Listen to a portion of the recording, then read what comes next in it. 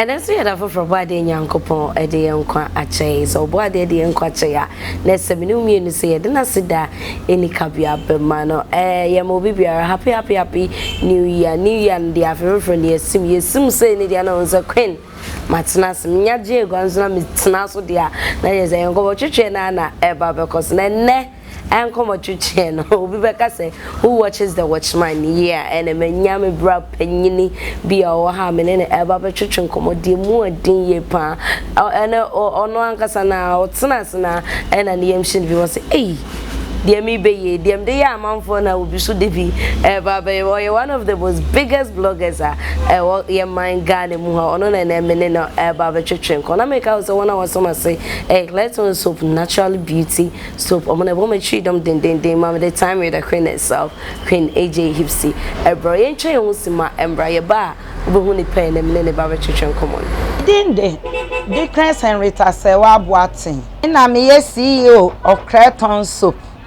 Creton semra ye semra wanwaso bia aba eboa honamani sansa pimples yare bia we de wakon a enko na eye skin rashes eni ede a we ya ne hwe nyeye no so me kanfo Creton soap ichro se wunya bia ebetimi ayi sa bad ayini nyina free ho no Creton products no ye wo after wash fabric conditioner we say we senior mawie no na person niema no mu ye hwama we de be sanfro niema no enti ye wo sa fabric conditioner na dodo na afre no after wash no Creton product no ye ne aye sa adwuma no Creton soap wanwaso samre ye de abai so pay shira kwan a ubenya bi wo so ame post office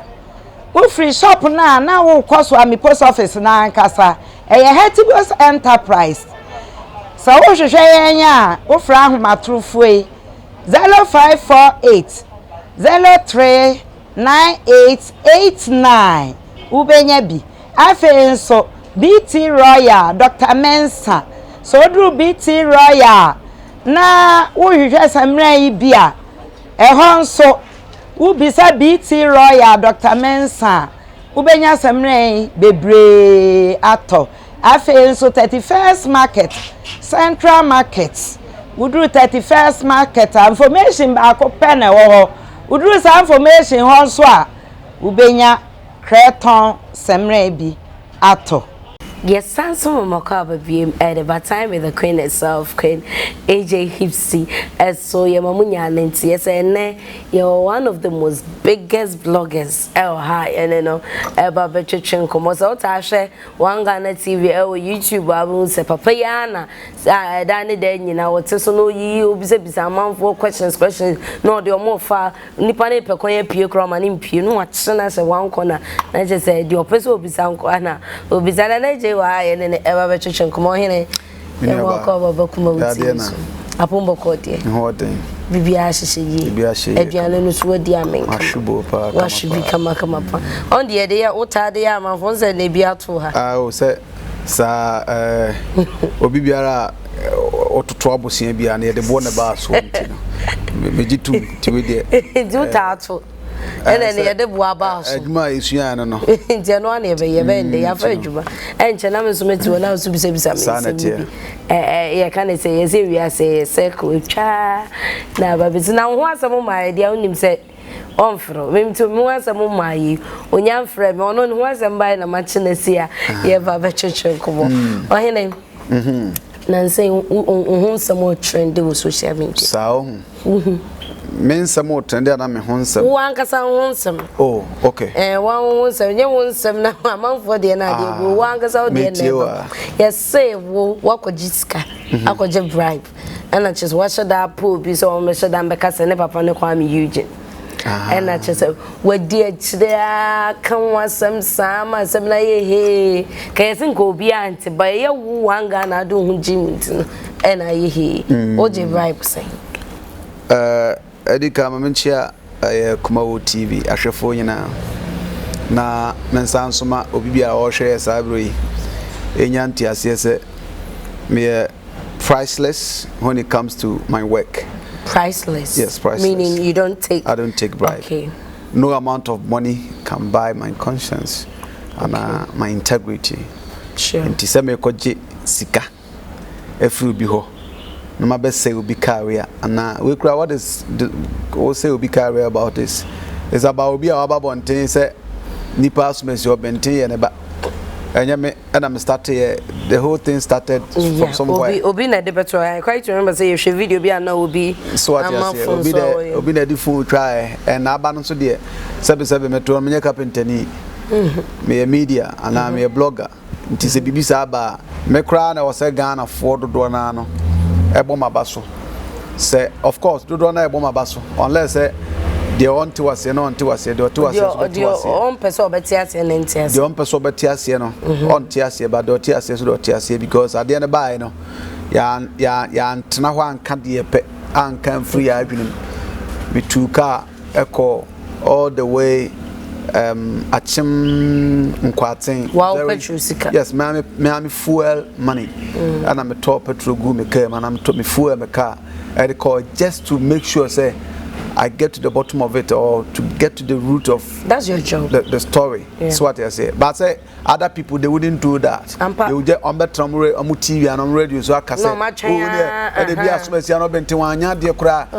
I went there find the truth. To find the truth. Nti be call enso ampa no makwakwa me fam de nti e be me nwanwa so be some obeka some bribe me bribe ho aho papa no ho ana ho aho na me ko bribe no. Oh yeah, the reason why I'm saying this is share Kwame video bi anka say rock star the rock papa Kwame Eugene he video bi an ka say bloggers ni bi no omo mu die che no omo akwaje bribes na omo pese issue it's more bribes and the rest I was like wow.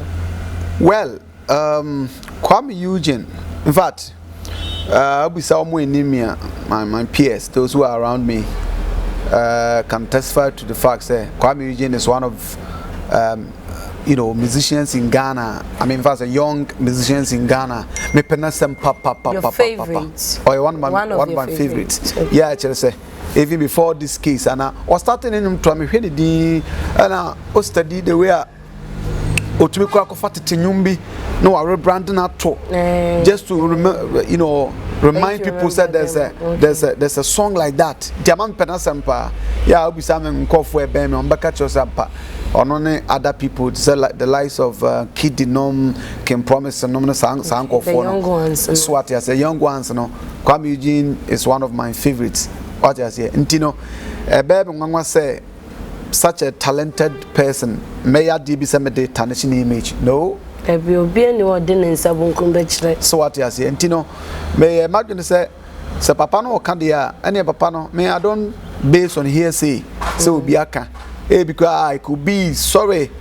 Ebika papa kroibia kakika hunu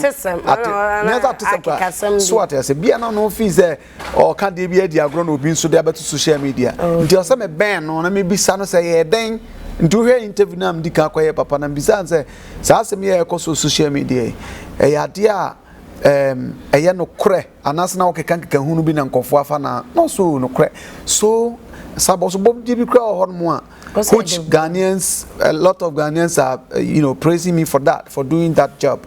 The answer, you don't expect everybody to like what you're doing. And have a cross, and go for everything. Some bribe with free.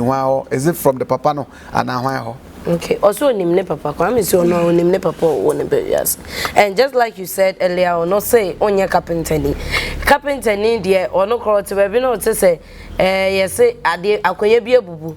Ye pobi amana ya or ye na juma ni nti sorry program say oh minim ye no akwa nti so ye media person now say sans me also bupini wona hwehwem na hu na kwe na me bisa ukọ ho no ukọ to papa na den esi mu nkomodie nem den nsem bi na ono so kan. I want to find the truth and the truth knows the Ghana sabi and I say we are crying nyanye sa ade into ye wade be fe no chemical interrogator. And I heard about from my friend lie detector. Okay. Ye ni bu kruma. Say was adi bu kruma de nya kan ni pa be din komo a Now they fam now to try to say but unfortunately you need to get in be and I young to many worldwide get and conforja to so I say but some papa no komodiem na me hwe nsem a wo kan nsem ne yade a nsem esisi so okay and obeka say Ajay Trump before na say enyina su shefa so mu aten eti from there ma mananso ho me sign ko interview Kwame Eugene ma me no a yeah I saw that interview now bisa say moye kona na drop e me frɛ ntumi amfa bi obisa ma me ne say ye ne papa na sa papa na wo claim say ne papa no ne papa no na mpa na ma me ne Jesus say ai ye ne papa na wan hwe no what you say enti so because I'm kwaje bribe I'm surprised me wie man sam na so I was asking myself say Mama no na friend na say nya mama no na ne kasa. Mama na friend because I got a number from the town. Mama so frikro mo. Frikro na me course only so until now. But time to time obey you or uti interview because no Africa say ah. Nim say Kwame Eugene mama. That's it. And also so and so me say call your friend is saying the chief of the town. Wow. Yeah, on so nima sem ni mu. I've interviewed all these people just to make sure the truth comes out. I'm quite to share details as the entire Mammy and Kwame Eugene Nayesa, especially Mammy no Kwame Eugene, the Mimim blame baby I'm I don't blame him. If indeed he was taken away at the age of 1.5 years, getting 2 years, he wouldn't know anything about what was going on. So and Obin Kase it say ya Kwame Eugene that time na Kwame Eugene 2 years and Kwame Eugene kana mentu.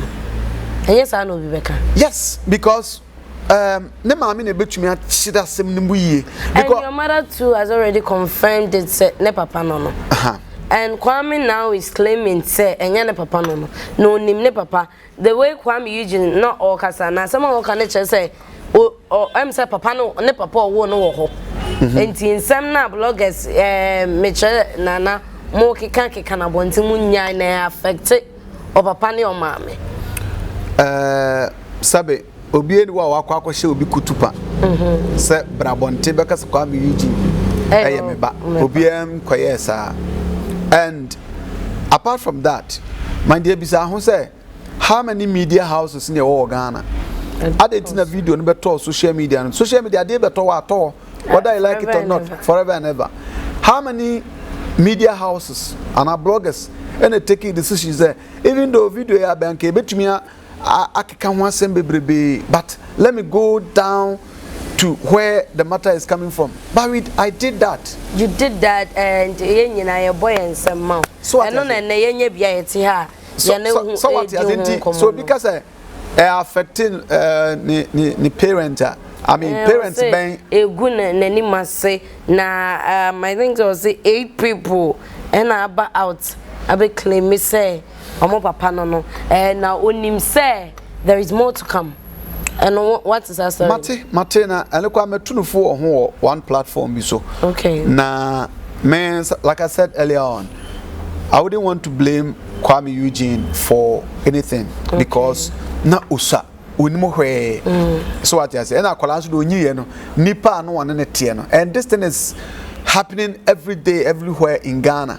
So what I say only say it's unfortunately say ono ye stanti and ne dia ba out nkofo bebrebe tite nkofo nchen a enyo papa ne wo ba because wo nyini no that's the person he grew up to see as a father into one of who say ne papa no nti me no I don't blame him but nanka minyaya anka mon kasa for now nanka oma matana nkasa solve itself anampo ko nya botre no nhwe hwase ne mu ankosimre bi ansa ma ba kasa because now in some even baby I can see it's sad. So as a senko for beba say 8 people are bad that. Or say 8 parents to Ghana function 8 people. Or see 8 men. Men, yeah. Beba say neba papa anasa ne papa ne womo. And the young showing them the menu buy or about you. Ansana or baby claim ownership of your child. That means the person might have done something to do with you before. Yeah. So what you say? Inti ebasa class as now can me I've explained this on one platform. He said, Sana walk and cry is an insult to her mother. Indirectly, when he might not know that they all kind of insult say remember 8 abase ne papa no. And there is more to come. There are more to come. Ntino Kwame, he's my favorite, like I said. Kaminyaya konka na nuntum. Na yenhwehwase because Bible kwasi nipa mienu adanse die nokrewum. Enye easy say oba ba nyinsen bosomo nkono na wawo na be man ka no ho obeto pampers obema akra aduan no be bibia nje bia ya obi na ebia maame ne so mpese ode be ka no kra kire kwa so what yes ti maame ne kwa obi kwa no ne papa tiase pa baba sha ka kire ne ba ne say o papa ewu oba sha akasa out of pain etino ebia maame ne Kwame Eugene growing up as a boy no baka kire say o papa ne asumasi. Okay, just to sway Kwame's mind from his original father, because I know video mama say he was about 2 years. That been 2 years going about that be nyampo. Enti papa nso okoyo ba no oni wo ohwe na we hono. Eti nipa miensa, the chief of inquiry, the alleged father, and then also the mother. These people have confirmed say indeed the person you are talking about, Kwame Eugene. I even had the opportunity to talk to Kwame Eugene, the half sister B. Okay. So nipa din say ntimi ndumi say or say Kwame in terms of body wise, the face near the no correct. Mean to me kasa, but nipa miensa dance did I think say idea was say it to me GB to me. Simple in so over German. When I was so as a village ready every Clinton so natural beauty soap on a bomber tree down then and I'm the sage made the ever Clinton soap some now so be a beja so boy you with the ninsa pimple stretch marks crow de say cacao radiating same be a Clinton soap a boy a gifro come Clinton soap ubenya be at BT Royal Dr. Mensa and our face so swami Hetibust Enterprise who drew out with me from how much true for is 0548038998 0548039889 and as a 0206571628 0206571628 also Clayton soap natural beauty soap food and drug authorities for AJ Atum so samna samna papa wait me dear Jerry ama already no any aye kama pa e dia ma ye ntwa ye ho sima embra ye ba ye ne na AJ da so ha ye beto so dinde Dickens Henrietta Sewa Boatin na me ye CEO of Clayton soap Clayton semra ye semra wanwaso bi a aba eboa honamani sansa pimples yare bia we de wakon a enko na eye skin rashes eni ede a we ya ne hwe nyeye no so me kanfo Clayton soap ichro se wunya bia ebetimi ayi sa bad ni nyina free ho no Clayton products no ye wo after wash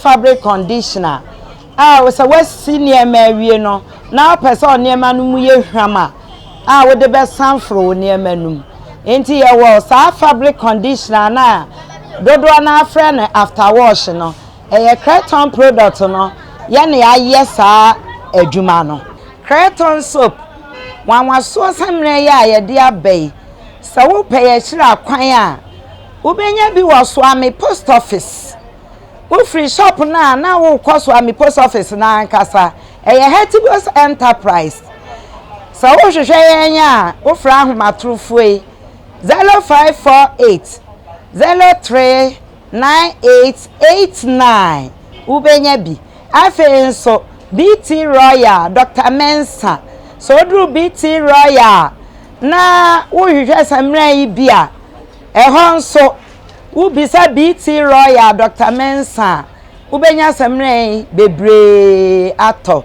afenso 31st market Central Market wo dru 31st market information ba ko pen wo wo dru sa information honso a wo benya Clayton samra bi ato. Yes, and so Emma Olivia Kaba advertise with the Queen itself, Queen AJ Hips. So me that's only an AJ higher chichenko. So we an AJ in Sema or Hana.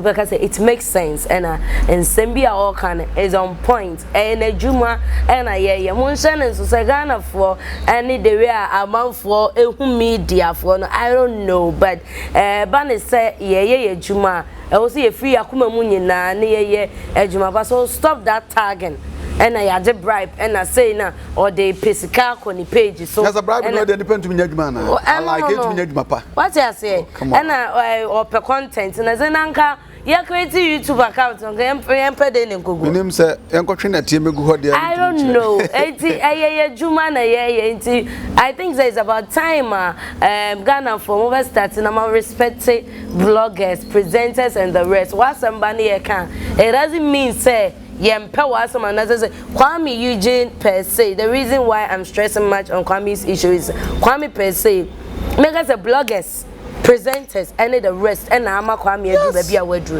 so some banner found where you just miss job or think I say bloggers no or Marco judge a bribe. Into are you trying to tell us say on your na release na ya boma no ya je bribe and sunny about your nan.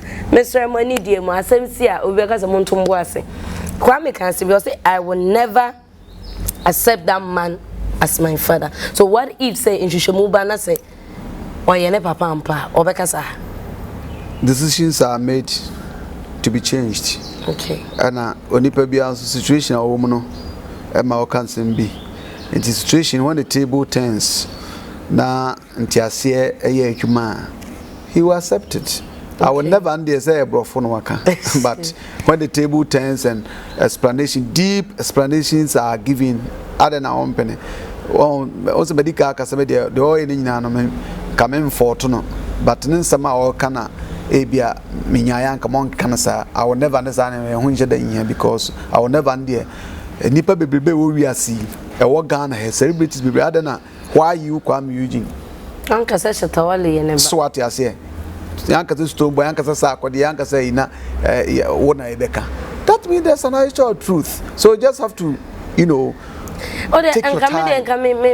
Me dreams and casamity go no de nkasa ya wiye hwehwemu na enyo papa Ghana issue acha 2 months ebe die naturally yeah so your papa na na emosiesie ba say ekoba se Kwame Eugene na kuma mi se onye papa e bi so ye yaw well me nyema me na me hu yeah no ye baako and announce Kwame has built a brand our brand in Ghana to build such a solid brand no and nyema bebrebe and the womb so what I say accepting this story no just like that no can tarnish your image somehow okay. But the best thing he should do is not to talk at all and Albert Kasakra you seek guidance from Sanwa Kasa okay. so that once I cannot because I will never like I said unless any mama no or what story ni mo no mama am wushia no Kwame Eugene kasa me mama bia ne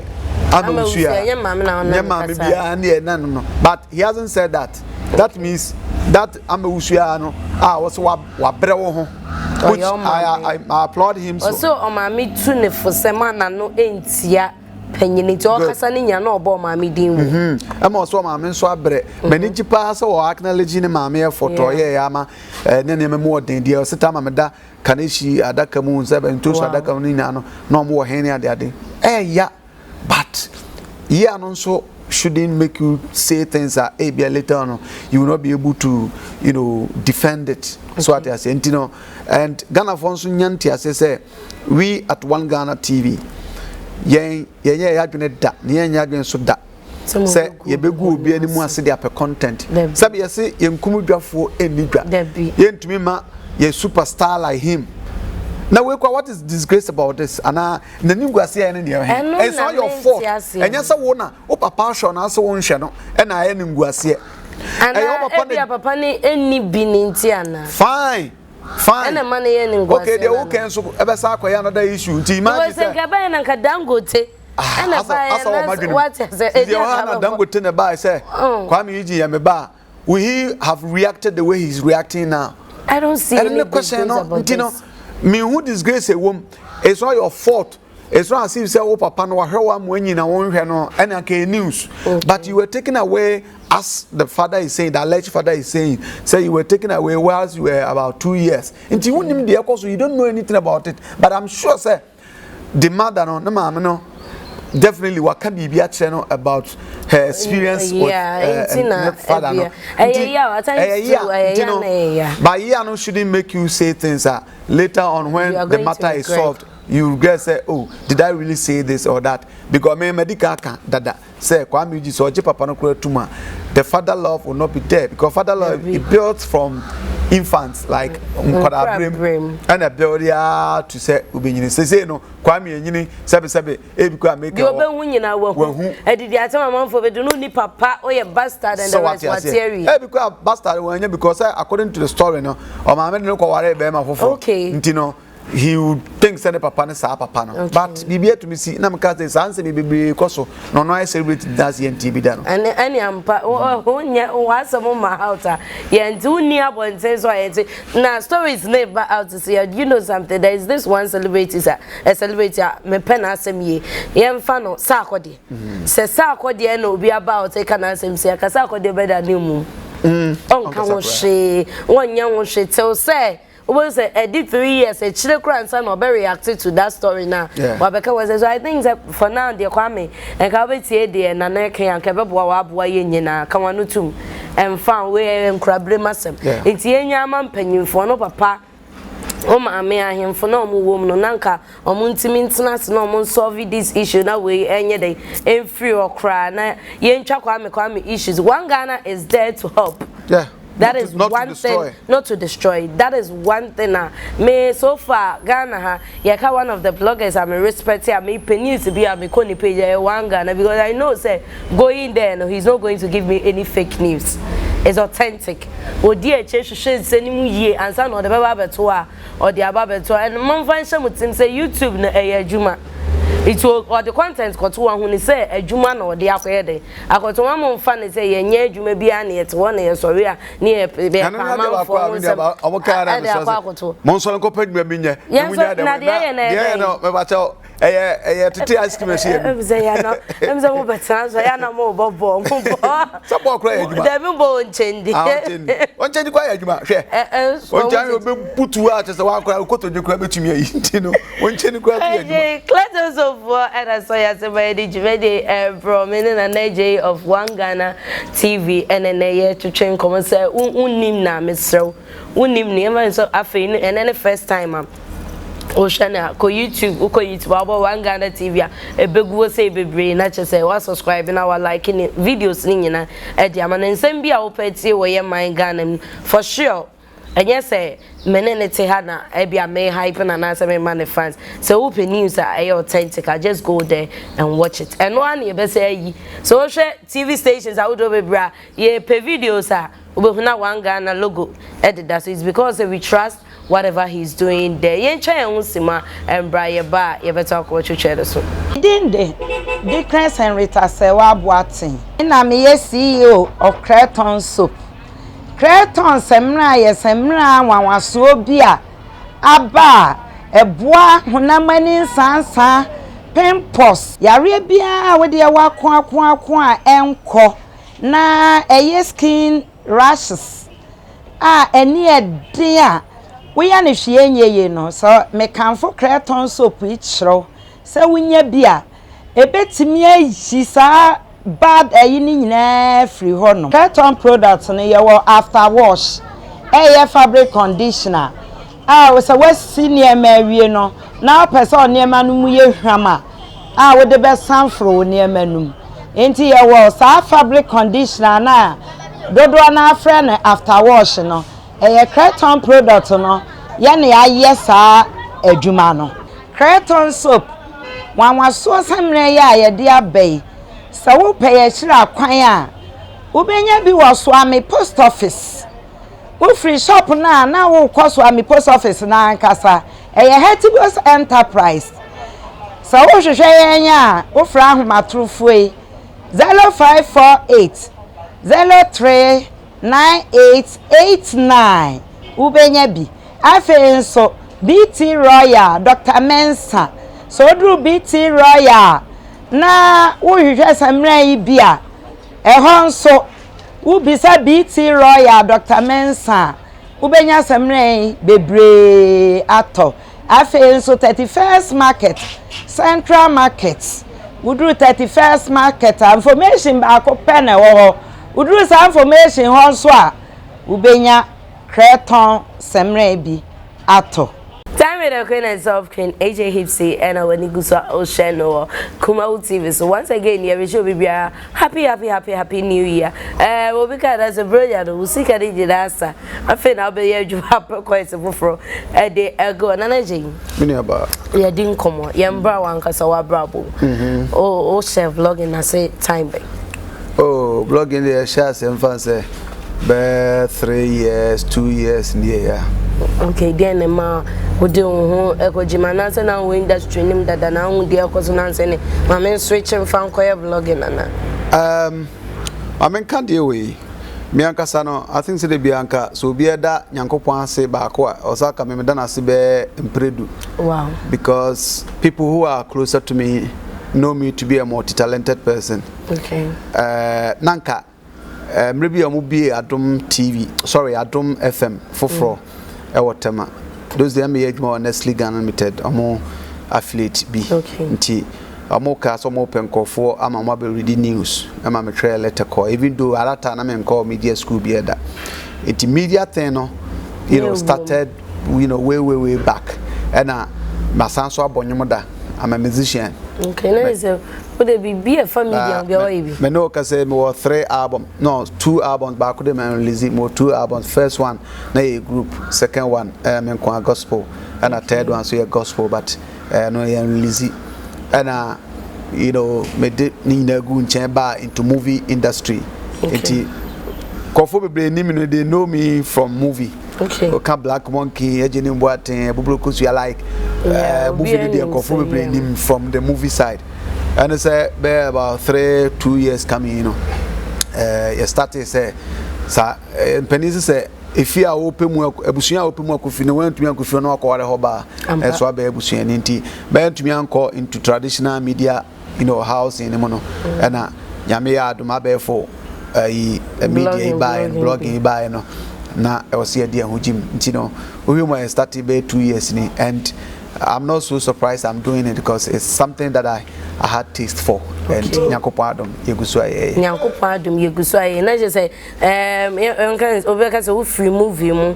1990 movie nim kakra from opese oye newscaster when nya no anya na be movie mu. We kakra na ne evum. What they call music. We free music man. Na onyom no be aba. Sana. Me free music man sana me ba movie. Sana oba movie. We are MMT ni na media music movie ni. Bia we wura bi. Me wo ho no. Wura man we pio. O fa no abesi.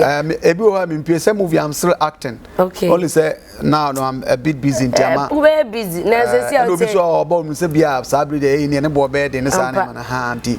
I'm still acting. Say is here kwa miracle second coming. Me road the whole train me and check kwa me kwa kutwa. I'm still acting but time na as an permit. And say price be down so do. Oh price be na so. Down so do. Yeah. Was I'm a friend or Jimmy huge time of money. And they check this out because I have passion for the job. For the job. Okay. Sir, Toby, I'm to call act up and coming artists no more. Your miracle actors good be Sundays be mushia. Me koho.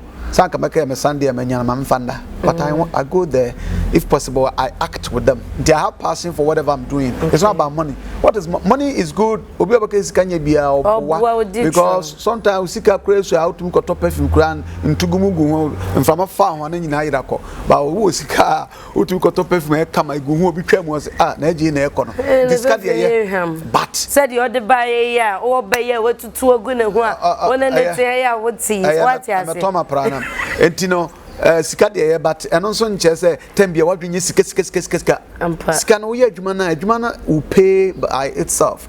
Na yes me piska eno na bend o baby ense se okokopie nti sika no de obi hwem no wo any say wo our frame ya na me twetwe nkombo yi sebe impreduasa. I'm so open. Anything at all that you want to discuss with me I'm free. And it's not about money. It's about building our dear nation Ghana. It's not about money.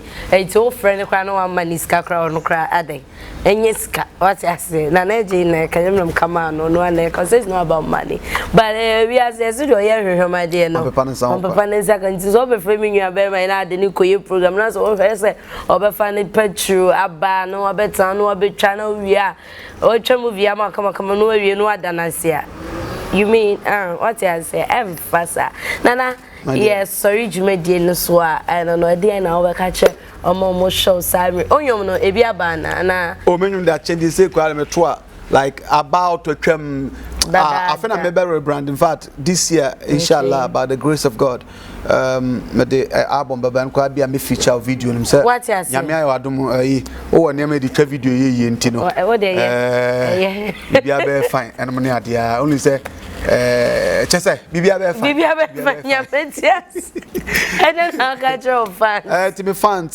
they should keep on praying for me okay and Ghanaians should also know that Neneje and for that matter one Ghana team yeah we don't have any intention of bringing some characters down okay or bringing some image or any entity down okay that is why by God's grace nkofo bebre na boy abaso ahemfo so many nanu akran edumakubi boy abaso so what I say ni nyina se be yenwuma pa ye nyese ye teda se abramane amaye kra so da bi asamba ehwehwem ansane aye even though see ye adwuma but adwuma na ye no sebe ye de sebe adwene eda ho nyese ye tie se obi asemasia ni ye kan no make sure the last time my brother Ketoba Akowule na issue be see wo your friend is saying fiema na sa krumofo no ye ni age no ye ni age say monkeys wo mu kru ntomo ni age na so mo so wo personal problems so what I say you two car free Kumasi ha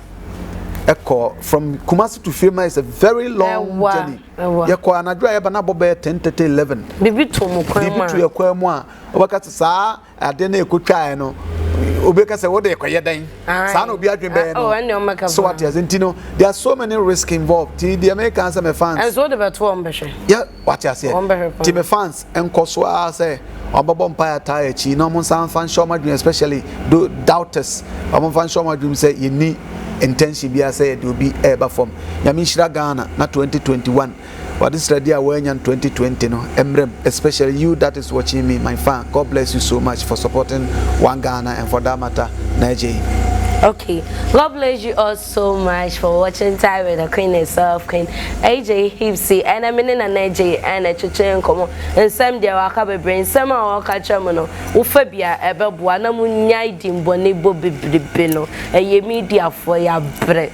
Yes, Ramu, and need you Muniwa. Yeni ho eti na ye dom na enim se bebre na nso doye na bible kra ga se nipa nyina dowa due enti expect so obia na be media fo asem na emom wotan ya kwan paso tan mfa ye nwura ye adwuma mu ke cancer mbode emfa ye adwuma One Ghana TV is there on YouTube with me akọ na wakọ like ni videos na wa subscribe to the channel ebi ne na watene nka ukọ share na subscribe man na ebe ye ne feye pa obeda wase pa so me am di dwuma di bro me di na dada na nsisan na nsisan so da the queen herself Queen AJ Hipsy.